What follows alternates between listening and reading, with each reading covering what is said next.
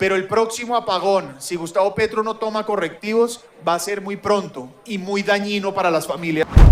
No le crean a estos economistas de pacotilla, de la oligarquía, que vienen a anunciar que el alza de salarios es inflacionario y que el país y la economía se perjudica. Créanle a John Maynard Keynes, que decía que en momentos de crisis hay que aumentar el salario real y darle un estartazo a la economía, distribuyendo el ingreso entre la pobrecía. Eso lo decía Keynes, no cualquier pseudoeconomista aparecido en un Congreso de la República sobre la base de que la ultraderecha irracional decide hacer contubernio contra Gustavo Petro. Gracias, presidente. Estamos a puertas de que Colombia se apague, de que haya un apagón, un racionamiento. Y esta vez es por causa directa, por responsabilidad de Gustavo Petro, que una vez más, por capricho ideológico, viene destruyendo toda la capacidad energética del país. Ya es bien conocido cómo ha venido destruyendo Ecopetrol. Primero, nombrando a un gerente incompetente, sin experiencia, incapaz, cómo la acción viene perdiendo valor. Es bien conocido cómo ha frenado las inversiones y el esfuerzo para tener el gas necesario. Y finalmente, cómo viene atacando el sector de la minería formal. Porque ha sido valiente para estimular la minería ilegal, pero realmente un cobarde para defender la minería legal que tanto beneficio genera en el país. Ahora, ¿qué es importante? Entender que un país debe tener seguridad energética y hasta donde sea posible, ojalá, tener la autosuficiencia para abastecerse. En este caso, Colombia viene perdiendo cada vez más en esta materia.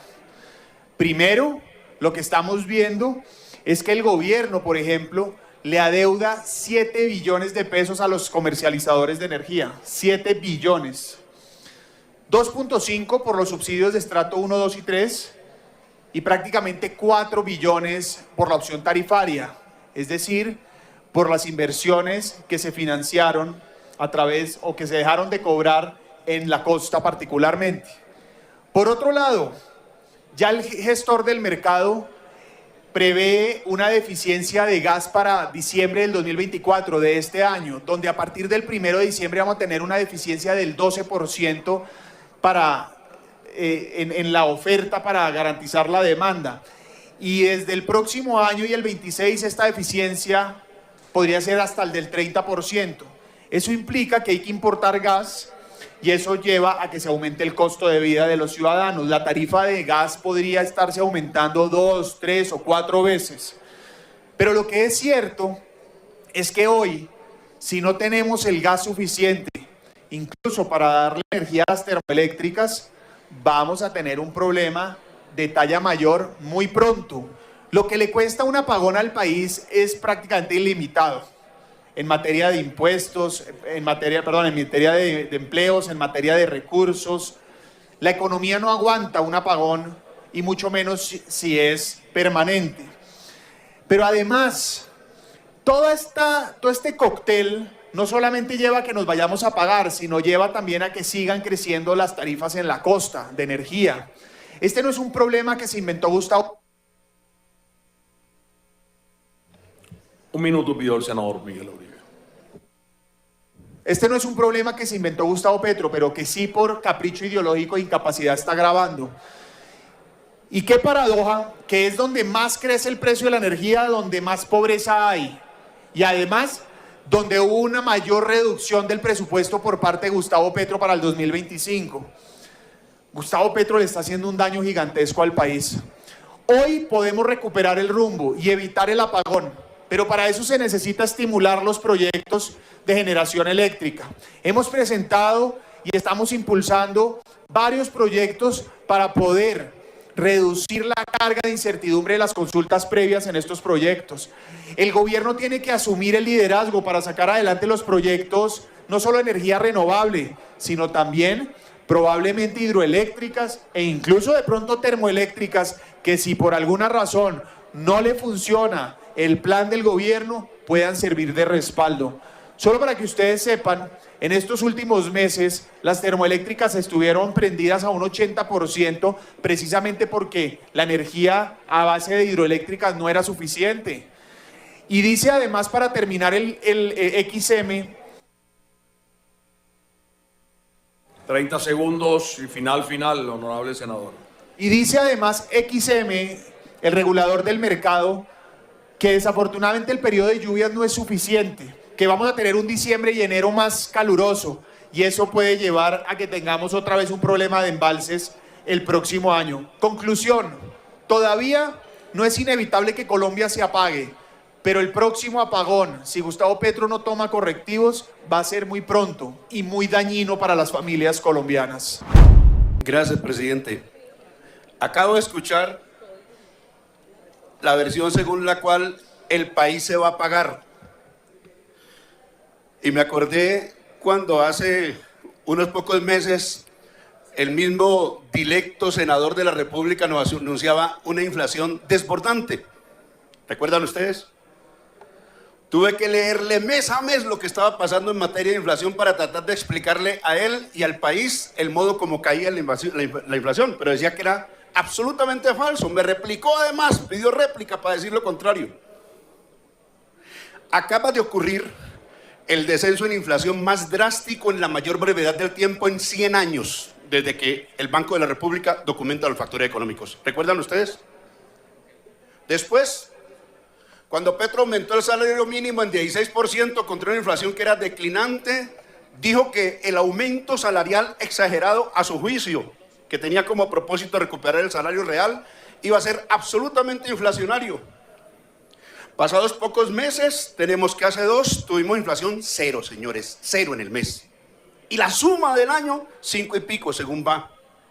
Es decir, que si el doctor Villar hubiera hecho las afirmaciones que acaba de hacer, esto es que 100 años ha pasado que no ha presentado esa reducción tan drástica de la inflación, hubiera tenido que hacer una expresión mucho más importante, porque ahora va en menos de lo que ocurrió en la expresión del gerente del Banco de la República. En cada uno de esos momentos nos anuncian ciertos sectores de la ultraderecha colombiana para que lo repitan los medios de comunicación, los Néstor Morales, los Luis Carlos Vélez, los negacionistas, nos repitan que el país se va a ir por un barranco, que es inminente el abismo económico y social, y ocurre exactamente lo contrario. Hoy tenemos mejor empleo, a pesar de que en la coyuntura desestacionalizado presente los naturales vaivenes que tiene, pero desestacionalizado tenemos un menor desempleo. Y me refiero al alza de salarios muy especialmente para hablarle a la clase trabajadora. No le crean a estos economistas de pacotilla, de la oligarquía, que vienen a anunciar que el alza de salarios es inflacionario y que el país y la economía se perjudica. Créanle a John Maynard Keynes, que decía que en momentos de crisis hay que aumentar el salario real y darle un estartazo a la economía distribuyendo el ingreso entre la pobrecía. Eso lo decía Keynes, no cualquier pseudoeconomista parecido en un Congreso de la República sobre la base de que la ultraderecha irracional decide hacer contubernio contra Gustavo Petro. Y me refiero a los salarios también para decir, acabo de escuchar que están en contra de la licencia menstrual, que porque quieren depositarla en las relaciones humanas. ¿Escucharon ustedes? No hablemos de normas que den derecho. 30 segundos para el senador Wilson Ay. 1 minuto para ser equitativos, presidente. Bueno, ahí está, que no nos den norma. No, le dieron 2 minutos. A la derecha le dan 2 minutos, presidente. A la derecha usted le da mucho más, pero gasto mis segundos para para ejemplo decir. cunde, pero entonces toca el minuto. Bueno, gracias por los 2 minutos. Qué magnánimo, señor presidente, está usted hoy. Decía lo siguiente: que no legislemos el derecho menstrual, acabamos de decirle de escucharle a la ultraderecha, y que depositemos ese derecho en las relaciones humanas, nos vino a decir, en las relaciones humanas. ¿Se imaginan ustedes un país que tiene a la juventud, dizque en las pasantías? ¿Han visto ustedes qué es la figura de la pasantía? La pasantía, señores, es que un joven para tener experiencia tiene que irse a trabajar sin salario, sin paga a una empresa. Y nos vienen a hablar de que depositemos las relaciones laborales en las relaciones humanas, en el humanismo del patrón. No nos echen esos cuentos. De una vez aprovecho para decir, saldremos a defender el contrato de aprendizaje precisamente para dignificar a una juventud que ha estado lacerada y que precisamente por razones de humanitarismo, es decir, porque no se alquila a un joven como se alquila una máquina, un tractor, un torno, una infraestructura, porque es un ser humano, apreciado doctor, usted que habla de humanismo. Por esas razones es que reclamamos el carácter laboral, típico de la relación laboral, que no el carácter comercial o civil tipo de las relaciones entre cosas y dineros. Muchas gracias, apreciado presidente.